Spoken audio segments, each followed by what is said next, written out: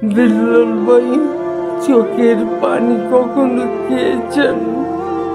একটা মানুষ মরার আগে আইসিইউর ভিতরে বসে থাকা থরসব বিল্লাল তোরে অভিশাপ দিয়ে গেছে। বিলাল ভাই, সাহায্য চেয়েছিলাম বলে মাত্র 8 লাখ টাকা হাতে গুঁজে দিয়ে আপনি আমার কষ্ট কিনতে চাচ্ছেন? আমার এক রাতের কষ্ট আপনি আপনার সারা জীবনের ইনকাম দিয়েও শোধ করতে পারবেন না। আপনার ওই 8 লাখ টাকা আমার লাগবে না।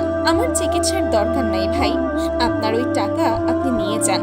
গুড বাই বিল্লাল ভাই, তুমি আমার কষ্ট বুঝলা না। হ্যাঁ দর্শক, চলে যাওয়ার আগে ঠিক এভাবেই বিল্লাল ভাইকে কিছু কথা বলেছিলেন ভয়েস অফ সাইদ ওরফে এমডি দেলোয়ার। গতকাল রাতে সে না ফেরার দেশে পাড়ি জমিয়েছেন।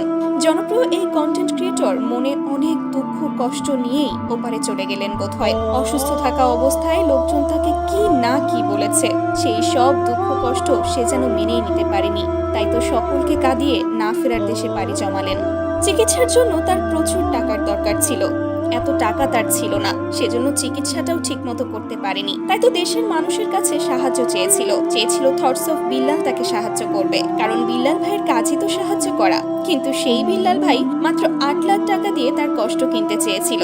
তখন নিজের প্রচন্ড খারাপ লাগা থেকে শারীরিকভাবে অসুস্থতা থাকার পরেও এই তো 5 দিন আগে লাইভে এসে বিল্লাল ভাইকে বলেছিল, ভাই আপনার 8 লাখ টাকা আমার লাগবে না, আমি ওই টাকা মসজিদে দিয়ে দিব। আপনার সারা জীবনের উপার্জনের টাকা দিয়েও আপনি আমার কষ্ট কিনতে পারবেন না। সবচেয়ে বড় কথা, যখন বিল্লাল ভাইয়ের থেকেও সাহায্য পেল না ভয়েস অফ সাইদ, তখন সে দেশের মানুষের কাছে সাহায্য চাইলো। তখন আবার দেশের মানুষ বলতে লাগলো সে নাকি নাটক করছে। আসলে তার কিছুই হয়নি, সামান্য জন্ডিস হয়েছে। মানুষজন এবং যে ফ্যান ফলোয়ার এবং আপন মানুষজনদের কাছ থেকে এই ধরনের কথা শুনে দেলোয়ার ভাই একেবারে ভেঙে পড়েছিল। অবশেষে গতকাল রাতে সে না ফেরার দেশে পাড়ি জমায়। এখন আর চাইলেও কেউ তাকে সাহায্য করতে পারবে না। আর বলবো না যে সাহেবকে আপনারা বাঁচান, আর বলবো না, আর কেউই বলবো না যে সাহেবকে বাঁচানোর জন্য টাকা দেন তার বিকাশে।